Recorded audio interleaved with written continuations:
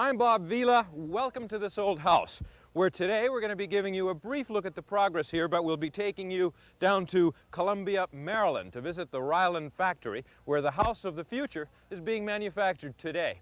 All of that after this. This old house is brought to you by a grant from Owens Corning Fiberglass, makers of pink fiberglass insulation, fiberglass roofing shingles, Energy Shield sheathing, and other Owens Corning building products that put houses in the pink. Now, there's a lot of activity here today. We're having a delivery of the finished stock and the doors. Frank is just getting paid off on that. Okay, thanks a lot. Hey Frank, let's have a little bit of a progress report on some of the work that's been going on here. I notice you've got yourself a terrific new chimney. Yeah, the mason, we had two good days weather-wise this week, and he was able to do that work on it. It really is doing a super job on it. Nice brickwork. The joints look terrific. Yeah. You understand why you have to raise the chimney like that? Yeah, I suppose that you know, it's got to be over the existing structure by a certain amount of 2 feet over the peak. The code calls for it. Besides, chimney won't work if it isn't above the peak of the roof. Yeah. How much is that costing? It's $1,200, but that includes new flashing, and also he took down the chimney below the roof line so that the old brick would match. You know, we wouldn't have a matching problem. Marvelous. Did you get your what did you call those? The ornaments that are going on the corners the pendants. there? I have one in here that I was sort of playing with. Oh, you haven't put any? No, I've still got some sanding and stuff to do. I was trying to figure out how to mount them up in the corner, and I guess what I've decided on. These are going to look terrific up there. Yeah. Giving it a real touch of the Garrison Colonial. Yeah. Now they go right on that corner up there, don't they? Right, they're going right in that corner, and I was concerned about how they were actually going to be mounted, and I guess what I've sort of thinking about is putting a piece of pine around the top. Yeah. And then screwing through the pine to attach it to the corner. That'll work, and you could remove them when you go on vacation, I suppose. So no one rips them off. Right. Let's see how that deck came out around the back of the house. It came out real good. Okay.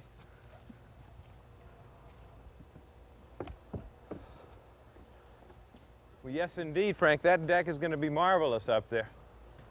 Lots of space. Yeah, I think in the springtime we'll probably do something with planting or something, window boxes, that sort of thing. Yeah, soften it up. Hey, now tell me, the show has been on the air now. Have you been recognized a lot? Yeah, as a matter of fact, we went to the ballet a couple of days after the show aired, and a couple of people came up to us and said, hey, didn't we see you on TV the other night? And they basically thanked us for sharing the experience with them. They were really enthusiastic about it. That's wonderful. Instant notoriety, right? Yeah, so you're not apprehensive about having given up your anonymity. Well, not much anyways.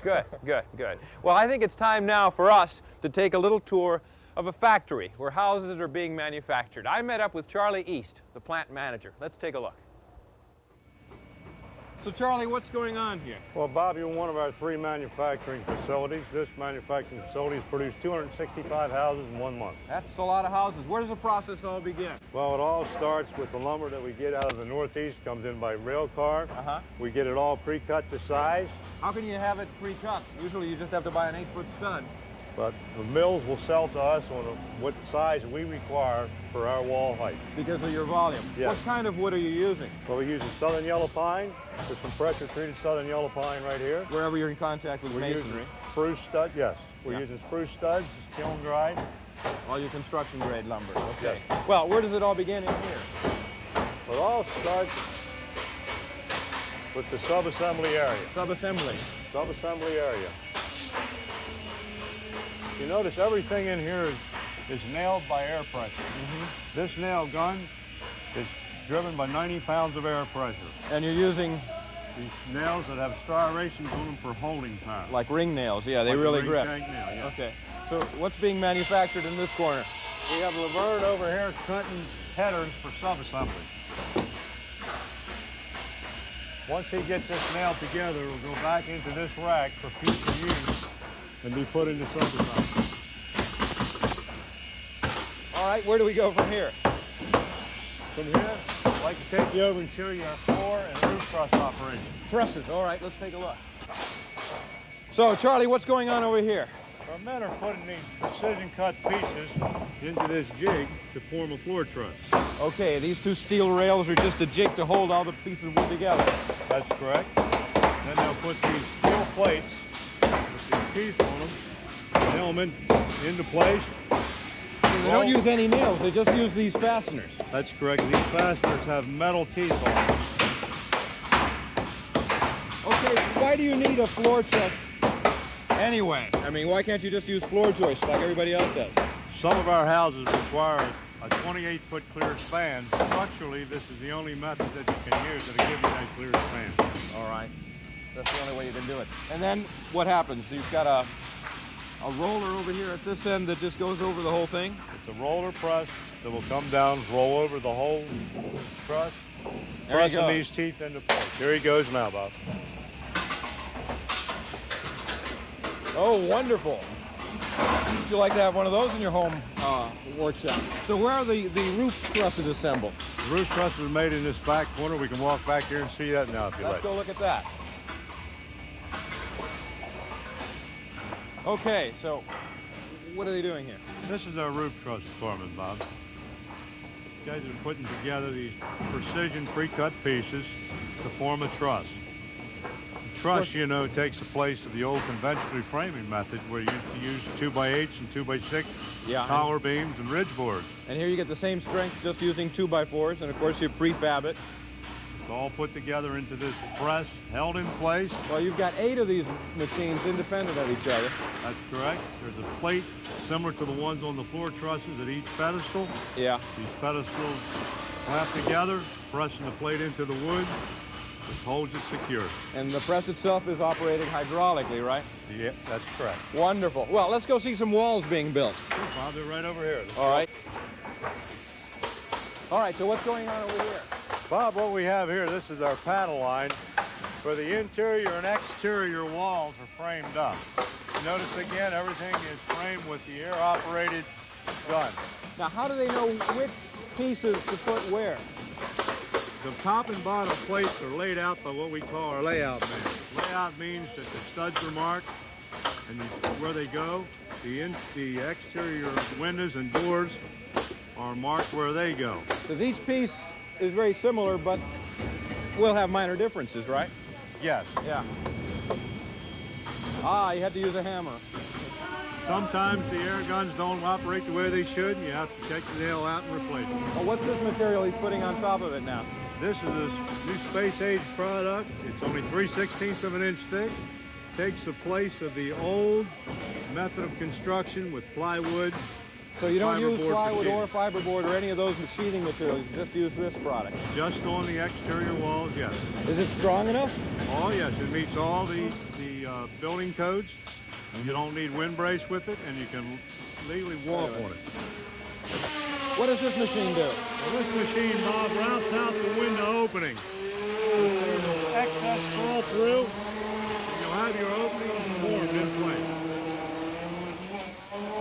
That's either a big window or a patio door, right? That's a glass sliding patio door. Okay. And then what's the next step over there? From here, this panel will move straight down into this automatic stapling machine. There's 16 staple guns on here. This business over here. So you've got a complete gang of air-powered guns, That's correct. and they're just going to push it. Are we in their way here? No, we'll be okay. Each time this machine cycles, comes down, it drives 16 staples at one time. They're perfectly spaced, 3 inches on center in the perimeter, and 6 inches in the field. And of course the studs are 16 inches apart, right? That's correct. That's what I call mass production. But Charlie, it's hard to believe that sheathing material would be as strong as wood. Well, here's one of the panels laying here with that material on it. Jump on it. Try to break it through. Go ahead. Do it again. Well, you sure? Yeah, it can handle 170 pounds. What about other problems like moisture getting through and ruining it? Well, with the foil covering to it, it keeps the moisture from penetrating into the product. So that's not an issue. What about nailing your siding onto it? Doesn't matter, you don't nail into it anyhow. You're nailing your siding into the stud. So you nail through it where the studs are. That's correct. Sure. Well, let's talk about this big flatbed truck that you've got behind you. It looks like it's, is it the whole house that's on here? Everything's on here with the exception of the roof trusses. Uh-huh. You'll see doors, windows, glass sliding doors. It's all loaded in a sequence with the panel numbers on them, where the first product that's needed, the first panel that's needed, will be on the top of the right pile. on the very top. Down at the bottom is the last thing you need, which is your roof sheeting. Where are the windows and the doors and so forth? The windows and the doors are in the front of the load up there.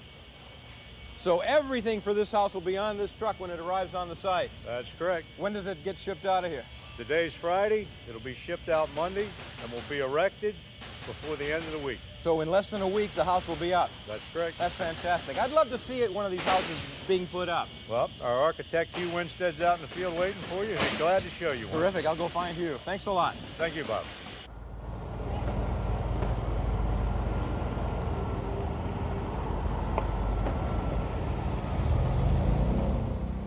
Hugh, it's amazing what's going on here. I mean, we're just 15 minutes away from the factory where all these homes were being manufactured, and now they're just arriving here on site.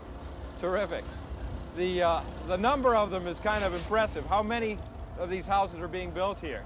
Well, this particular project is a 114-unit job. Really? The model's open for sales in the spring. We started our first production houses in July. So you've only been putting them up for the last few months, 3 months to be precise. Last 4 months. That's incredible. Now, what are you putting them right onto? What kind of foundations? Well, in this particular area, we use a concrete 8-inch poured wall, which you can see here.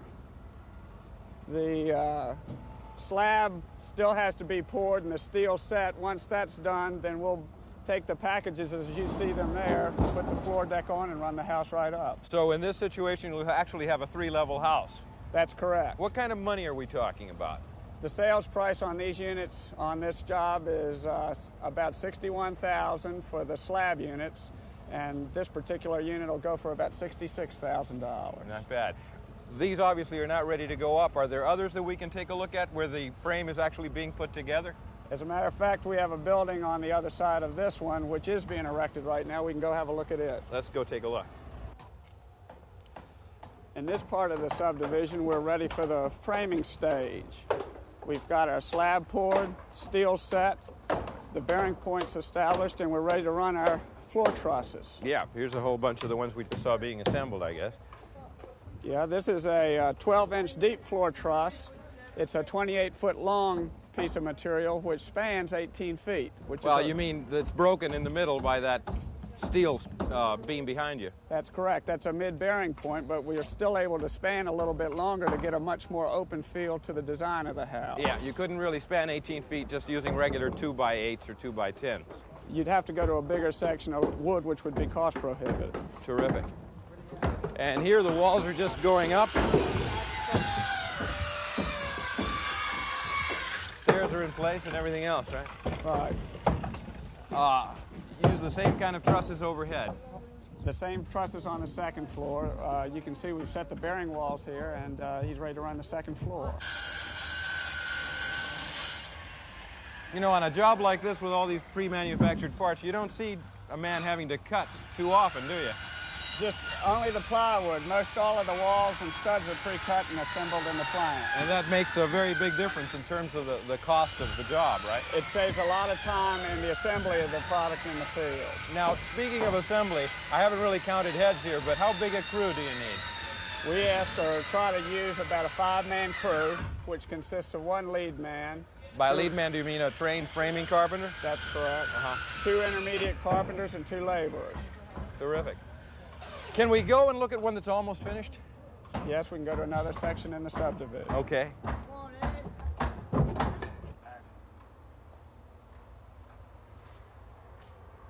Now, Hugh, I know you're real conscious about making these houses very energy efficient and real tight to the weather. What sorts of steps do you take to achieve that?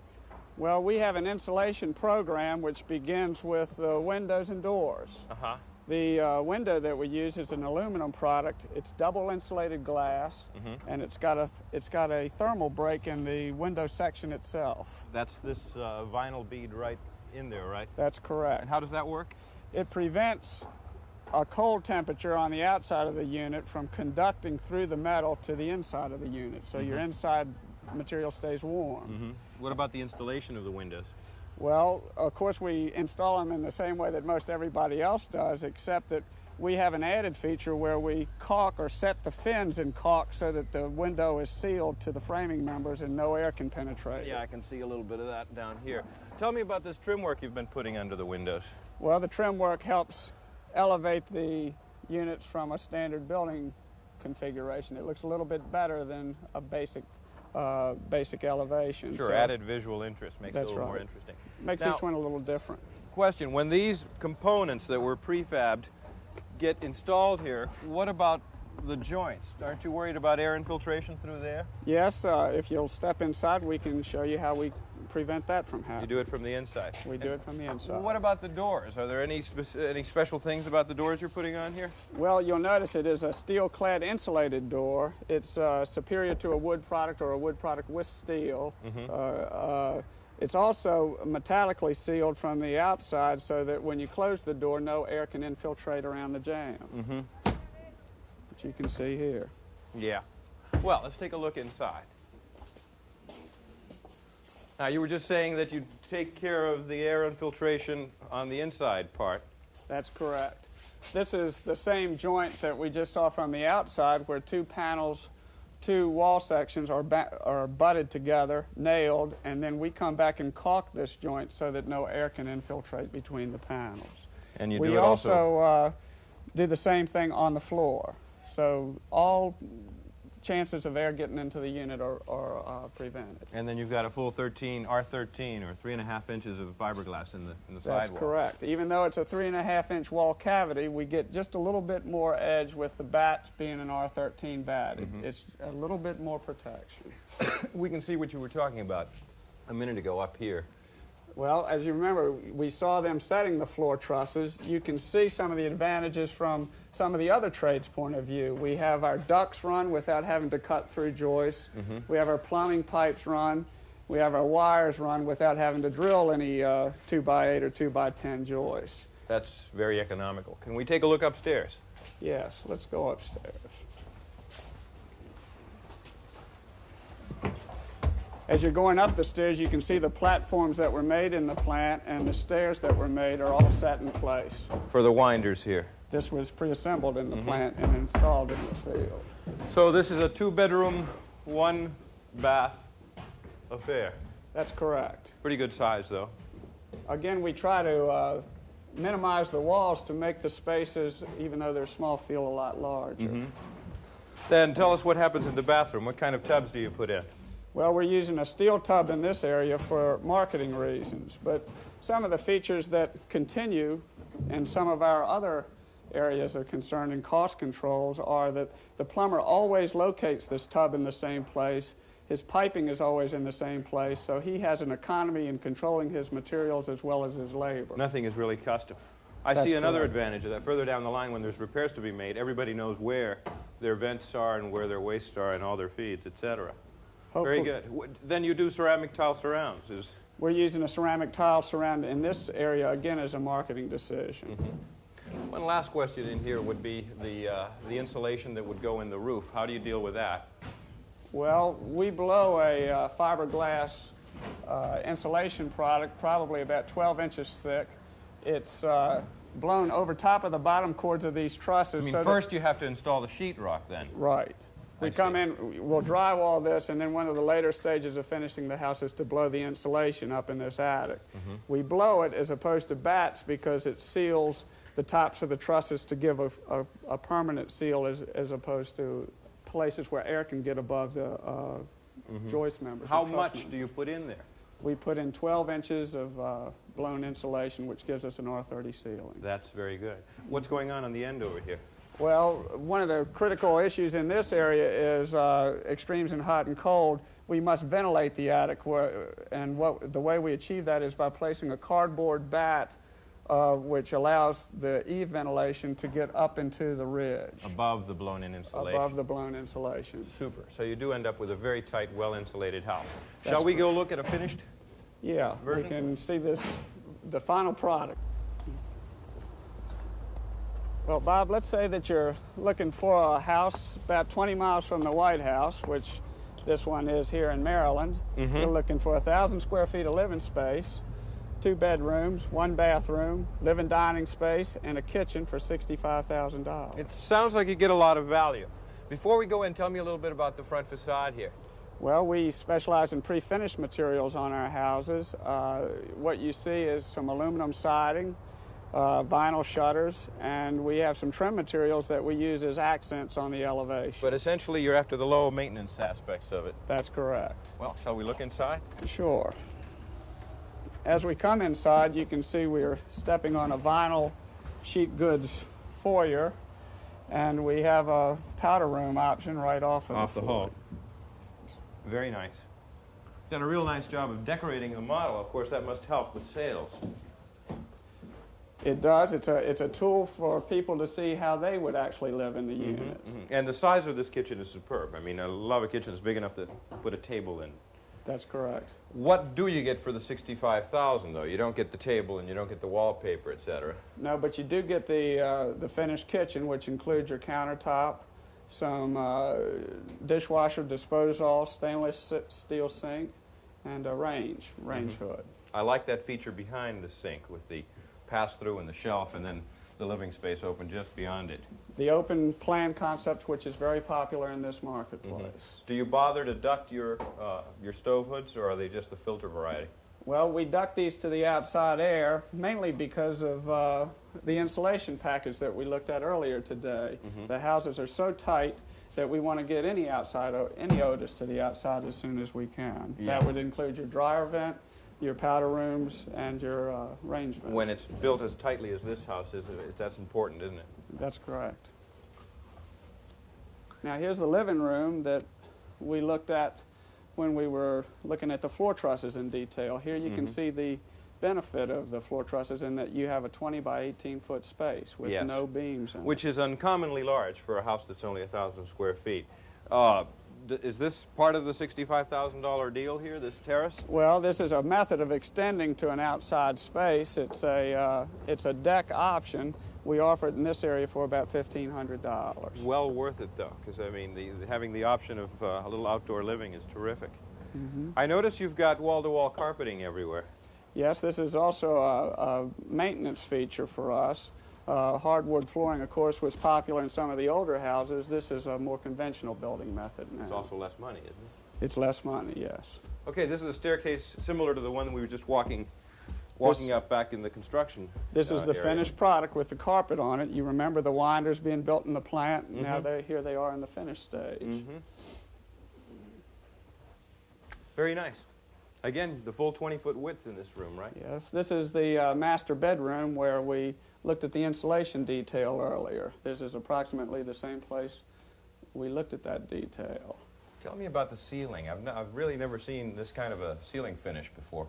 Well, it's applied by our drywall contractor. It's what we call a stipple finish. It's a method of covering any potential cracks or nail pops that might occur after the house is settled. So you've got that added protection against having failures at the seams or at the joints. That's Is correct. it just done with joint compound? Just joint compound, and the man has a little brush that he dabs it up there You go with. plop, plop, plop, plop. That's right. Sounds like a great way to do it. And what's over here? The master bath. You can see the bathroom. We basically have the steel tub, ceramic surround, vinyl goods floor. Yeah, and it has 2 entries so that it services this other bedroom as well, huh? That's correct. Very nice. Spacious. Much more spacious than I would have imagined. There's Well, okay, that's 2 bedrooms and living room, dining room, kitchen. Where's all your mechanical equipment and so forth? We have that in the basement of this unit, as well as some additional options that we can look Let's at. take a look. All right. We'll walk past the first floor down to the basement level of this house. Have a look at some of the mechanical equipment that we install. Here you can see our heat pump, the supply ducts and returns. I notice you don't bother to insulate them. That's due to our insulating the perimeter wall. So virtually all of your duct work is in a conditioned space. Okay, so you're not worrying about losing the heat into a cold area. How have you That's insulated the concrete foundation wall? We have a 3.5-inch bat with a vapor barrier over top of it. Wonderful.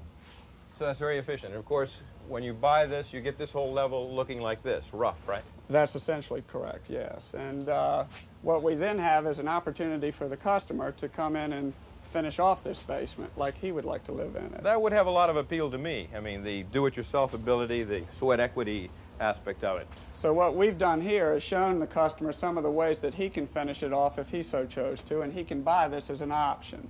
This is a second bathroom in the lower level or in the basement level. And then in here, it's meant to be used as a... This is a family room, and some people actually use it as a third bedroom or a fourth bedroom. Very nice and spacious, too. The deck outside is a result of the foundation system where we can walk out at grade. It's a very popular feature in our townhouses. These houses are built on a bit of a slope. Well, I've got a couple of questions. First of all, what's it cost to heat the house?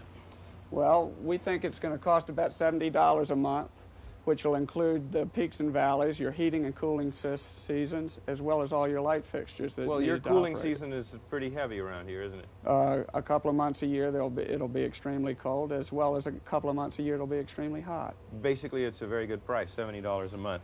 Average. Yeah. Well, a couple of other things. Is there really a great advantage to building a house that's been pre-manufactured in a factory as opposed to just building from scratch and buying all the lumber from the lumberyard and having it dropped on site?